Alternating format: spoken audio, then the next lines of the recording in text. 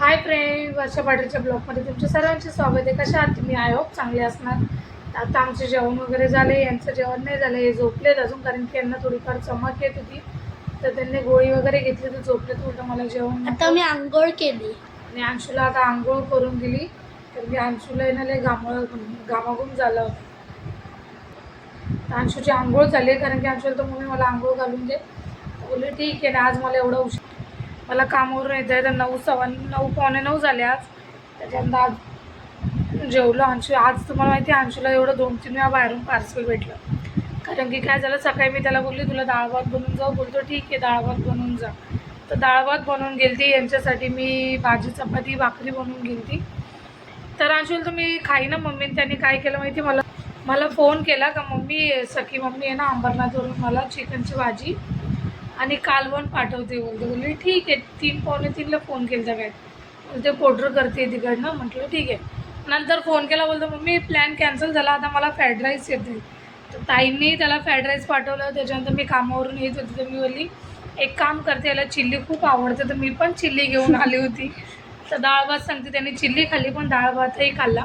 त्याच्यानंतर दादा आले होते तर माझे दीर ते पण बाहेरून आले. त्याच्यानंतर त्यांनी काय केलं, त्यांनी पण फ्राईड राईस मागवला आज, तो पण फ्राईड राईस खाल्ला. तर आज आमची मज्जा झाली ना बिट्टू. नाही झाली, अजून एक चीज मिसिंग होती, ऑइल फ्लेवर ते भेटले असते तर माझ्या घरी असते. एवढं खरंच ना अंशू, एवढं खातो तरी या पोराचं मन भरत नाही तुम्हाला. आणि तुम्हाला माहिती आहे काल आहे ना आम्ही सरत भेटू, काल माझी जाव आहे ना तिची मम्मी जरा म्हणजे मम्मी एक्सपायर झाल्या होत्या. तर आम्ही तिकडे गेलो होतो काल. काल अचानक आम्हाला माहिती पडलं तर त्यांना ॲटॅक आला, तर तिकडे गेलो आम्ही. काल अख्खे जण तिकडे, सर्वजण तिकडे गेले होते. मी पण सुट्टी घेतली होती कामावर. तर माझे दीर म्हणतात आमची वहिनी याला घरी ठेवू नका, बाहेर फिरायला जाईल, दादा घरात एकटा झोपा. बोलू ठीक आहे. म्हणतात ना काल आम्ही कोणीच नव्हतं घरामध्ये, तुम्हाला खरं सांगते. पण अंशूचा एवढा जीव आहे ना त्याच्या बापामध्ये, काय सांगू तुम्हाला, खूप जीव आहे. विचार करा, काल ते डायलिसिसला गेले होते, त्याच्यानंतर मीही कामावर निघत होती, पण तेवढं अचानक माहिती पडलं. त्याच्यानंतर म्हणतात ना असं एकदम एक आईजांचं दुःख तुम्हाला तुमचं कोणाला कसं बोलू ना तेच कळत नाही. त्याच्यानंतर असं वाटत होतं ना काय बोलू तुम्हाला. त्याच्यानंतर आम्ही सर्वजण तिकडे जायला निघालो. त्याला बोलले तूही चल अंशू, तू एकट्या घरी जाऊन काय करतो, डॅडी डायलिसिसवरून येईल, डॅडी झोपून घेईन. कारण की ते आल्या त्यांना बॉडीला आहे ना खूप म्हणजे असं विकनेस जाणवतं, कधी कधी आहे ना खूप विकनेस जाणवतो, कधी कधी नाही जाणवत. तर मग त्याच्यानंतर ते कालच मी काय केलं, त्यांना सांगितलं नाही, पण नंतर मी फोन करून सांगितलं. आणि त्या माणसाने पण काय केलं माहिती काय, विचार करून BP लो करून घेतली होती. तर मग नंतर घरी येऊन मी बोलली उगीच मी यांना सांगितलं मला असं झालं. त्याच्यानंतर आम्ही सर्व जात होतो, तर मी याला बोलली तू पण चल. अंशूने मला, तर आम्ही सर्वजण जात होतो, बोलली तू पण चल बेटा. तुम्हाला माहिती आहे अंशू एवढा लहान आहे, पण काल अंशूने एवढा मोठ्या माणसासारखं काम केलं माहिती आहे तुम्हाला. मला बोलतो मम्मी मी येणार नाही, नाहीतर असं कोणीही बाहेर गेलं ना तर तो पहिले मागे लागतो, काही असू दे. तर मी काल त्याला बोलली, कानामध्ये बोलली होती, कारण की माझ्या जावेला माहिती नव्हतं, तिला आम्ही घरून सांगितलं नव्हतं. कारण की एवढं मोठं गोष्ट आम्हाला पण तिला सांगताना कसं तरी होत होतं. माझं एक मन म्हणत होतं तिला घरातून सांगू, नंतर असं वाटत होतं नको. तर मग ती दादा सांगते पुढे गेली. मी याला बोलली एक काम करा अंशू, काकी ट्रेनमध्ये वगैरे रडत जाईल, तू जा काकी सांगते, तू असला का काकीला जरा बरं वाटेल. तो बोलतो नाही काकी रडत जाईल ना तर काकीला चूप करायला आप्पा आहे. जर माझ्या डॅडीला ताप आला तर मग मी काय करणार. त्याला मी किती रिक्वेस्ट केल्या, अंशू चल चल, अगं हे आत्ता उठले, जा भेटू तेवढं हे ठेवू. तर मी बोलली चल डॅडी राहू दे डॅडीला, तू चल. म्हणतो मम्मी मी नाही येणार, डॅडीला जर ताप आला तर मी नाही जाऊन डॅडीच्या अंगावर तरी देईन ना. आणि काल तुम्हाला माहिती आहे आम्ही गेलो, आज बिट्टू माझा पाय लागतो. काल आम्ही कितीला गेलो इथून, 12-12:15 इथून निघालो आणि येताना आम्हाला 12 वाजले होते घरी, येता पण 12 वाजले आम्हाला. तर अंशूने माहिती तुम्हाला एवढं त्यांचं केलं, काय सांगू तुम्हाला. बघितलं कसं बोलतं ते. खरंच या माणसालाच फक्त कदर नाही. काय बोलले माहिती आहे का मला सकाळी, त्यांनी काल खूप केलं, मी त्याला 500 रुपये देईन. मला सांगा, तो एवढा लहान असून त्याने काल असा विचार केला. मी त्याला घरातच काम सांगतो, तर तो म्हणतो नाही मम्मी मी येणार नाही, जर डॅडीला ताप आला तर मी अंगावर देईन, डॅडीकडेच बघत राहील. सत्य बघा, त्याच्यानंतर बोलतो मी डॅडीकडे लक्ष देईन, मी नाही येत, डॅडीला ताप आला तर कोण बघणार बोलतो. बोलली म्हणतात ना लहान असून किती मोठ्यासारखं काल त्याने गोष्ट केली. आणि नंतर जाताना मला बोलतो मम्मी तू टेन्शन नको घेऊ हा डॅडीचं, डॅडीला दुपारी ज्या गोळ्या द्यायच्या आहेत ना मी त्या डॅडीला देऊन टाके ना, आणि तू जा बोलतो, तू आरामशीर जा. मी त्याला बोलली अंशू माझं रिचार्ज मी मारले नाही, बोलली रिचार्ज संपलं आहे माझं, मी तुला फोन करेन. मग तू टेन्शन नको घेऊ, मी घराच्या बाहेर पण नाही जाणार, मी डॅडी समधीच राहणार. आणि काल तुम्हाला माहिती आहे ते आले ना तर त्यांना भरपूर त्रास झाला काल डायलिसिसवरून.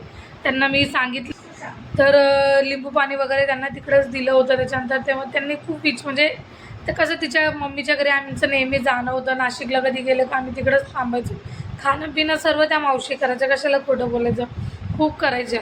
तर त्याच्यानंतर त्यांनी ते टेन्शन घेतलं. त्याच्यानंतर घरी आले, मग त्याच्यानंतर त्यांना थोडी थंडी पण वाजत होती. तर जसं आम्ही गेलो ना, अंशूने माहिती आहे तुम्हाला त्यांच्या अंगावर दे, त्यांना गोळ्या दे, तेल खोबऱ्याचं तेल डोक्यामध्ये टाकून त्यांची एवढी मोठी मालिश केली, तळपाय चोळून दे, पाठ चोळून दे, हात दाबून दे. तो पोरगा जे आम्ही 12 वाजता निघालो होतो 12 ते संध्याकाळी 12पर्यंत त्यांची सेवा करत होतो, माहिती आहे तुम्हाला. हातपाय दाबून द्यायचा. डॅडी झोपला ना, मी फोन केला का रे डॅडी, मम्मी मी डॅडीला आत्ताच झोपवला, डॅडी आत्ताच झोपला आहे. नंतर अजून फोन केला का काय रे डॅडी, मम्मी डॅडी आता जेवायला बसणार आहे, मी डॅडीला काही काही, डॅडीने पण जेवण घेतलं, मी पण काही खातो. म्हणजे म्हणतात ना विचार करा, म्हणजे विचार करा पोरगा लहान असून किती मोठं झालं. मी खरंच सांगते, मी तर नेहमी देवाला म्हणते का देवा तुम्ही कधी कधी देवाला पण खूप बोलते, पण तू माझ्या नशिबात असं काय केलं. कुठं झालं बिटू तू तर मी नेहमी म्हणते ना का देवाने मला, मी देवाला म्हणते तू कधी कधी देव तू माझं नशीब असं का केलं. पण माझ्या नशिबात देवाने एक गोष्ट खूप, तुला 10 संकट दिले ना तर तुला एकच सुख असं दिलं आहे तर तू त्याला बघून अख्खं विसरची. खरंच सांगते माझा अंशू आहे ना एवढा गोड आहे, तुम्हाला खरं सांगू. मी आयुष्यात काहीतरी पुण्यच केलं असं तेव्हा माझा अंशू आहे ना, म्हणतात ना काल त्यांनी एकदम मोठ्या पुण्य केला. पण आमच्या एरियामध्ये सगळ्यांकडे रिमोट कंट्रोल कार आहे, माझ्याकडे माझ्या मम्मीने माझी एवढी चांगली रिमोट कंट्रोल कार खराब केली. पूर्णच्या पूर्ण लय म्हणजे लय लांबून चालू शकतो ती खराब करून टाकली मम्मीने, जेव्हा मी माझ्या आजीच्या घरी गेला होता. आता मला नवीन कार पहिला 1000 वाली. याला कार देऊ का तुम्ही मला कमेंट करून सांगा. जर तुमची कमेंट आली ना याला कार दे, मी नक्की याला कार देऊन देऊ. बघ याच्यासाठी जर कमेंट कम से कम 10 कमेंट आल्या ना, या 5 कमेंट का अंशूला कार घेऊन द्या, तर मी नक्की त्याला कार घेऊन देऊ. बस 5 काय 20 कमेंट आहे बघू. आणि जर कोणी मला बोललं ताई त्याला घेऊन देऊ नका कार, तर मी घेऊन नाही देणार त्याला कार, नाही घेऊन देऊ ना. घेऊन दे. माझी कार एवढी चांगली, थांबा मी तुम्हाला आणून दाखवते. त्याची कार चांगली आहे, त्याने चार्जिंगला लावली, पण काय झालं माहिती त्याचं रिमोट आहे ना पाण्यात भिजलंय. हे बघा किती मस्त कार आहे. ही कार खराब केली, त्याचं रिमोट खराब केलं. कार चांगली आहे, रिमोट खराब आहे. बघा मॉडिफाय वाली कार आहे, किती चांगली डिझाईन आहे. मॉडिफाय वाली कार आहे, ही खराब केली. आता याचं काय होईल, आता याचं काय होईल याचं. आणि बघा याची लाईट पण बघा कशी लागते. मी याला कार घेऊन देऊ का मला कमेंट करून सांगा सर्वजण.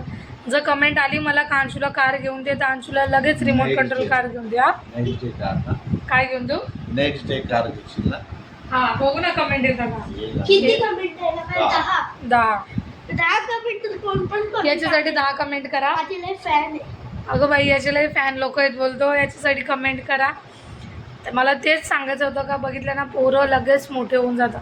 आणि जेव्हापासून हे आजारी पडले तर तुम्हाला खरं सांगते, जसे ते तिकडे त्यांची तब्येत अचानक खराब झाली होती ना, ते त्याच्या डोक्यात खूप बसले. तेव्हापासून तो एवढी काळजी घेतो ना त्यांची. खरं सांगते मी कामावर पण असली ना, आता पण मला दुपारी त्यांनी फोन केला आणि मला बोलतो मम्मी मला बाहेर खेळायला जायचं आहे, पण डॅडी पाठवणार नाही.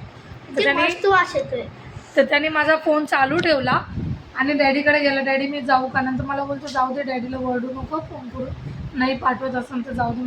म्हणजे केवढा लहान असून किती मोठ्या लोकांसारख्या गोष्टी करतो. आणि खरंच सांगते माझा अंशू आहे ना लवकर मोठा झाला. फक्त विचार त्याचे एवढे ये ना, कधी कधी फक्त वागतो येड्या लोकांसारखा. आता अजून एक पार्टी आहे मला ऑगस्टमध्ये, माझ्या काकीचा बड्डे आहे ना, मग त्या दिवशी श्रावण नाही आहे, मग आम्ही चिकन खाईल. आमचा थोडासा डिसाईड झाला आहे, आम्ही लोक काय झालं डिसाईड की कुठं तरी बाहेर फिरायला जाऊ. मग आम्ही लोक गेलो पण ना 11 ऑगस्टला. तुम्हाला आम्ही नक्की दाखवतो व्हिडिओ. तुम्हाला माहिती मी व्हिडिओ काढते ना आता, अंशू नक्की व्हिडिओमध्ये येतो, खूप छान बोलतो. त्याचे डॅडी तरी बोलत नाही, त्याचे डॅडी तरी असे ओरडतात, गागतात ना, आणि त्यांचं बोलणं चालणंच तसं घरात आहे. पण ते व्हिडिओत जर तुम्ही कधी ऐकलं तुम्ही म्हणणार काय ओरडतं आहे बाबा हे माणूस. पण अंशू माझा व्हिडिओ काढताना खूप छान माझ्या व्हिडिओमध्ये बोलतो ना. अभ्यासात पण तेवढा हुशार आहे. पण काय आहे ना, अभ्यासला त्याला म्हणतात ना ट्युशन बुडवायला खूप आवडतं. पण तरी पण यावेळेस 84 भेटले. ठीक आहे, तर चला आता बाय बाय. माझा अंशूचं तुम्हाला ही एक गोष्ट मला तुमच्या सर्वांसाठी शेअर करायची होती म्हणून मी व्हिडिओ केला. भेटू तुम्हाला नवीन ब्लॉगमध्ये. नवीन असतील तर आपल्या चॅनलला सबस्क्राईब करा, लाईक करा आणि share. Bye bye, good night.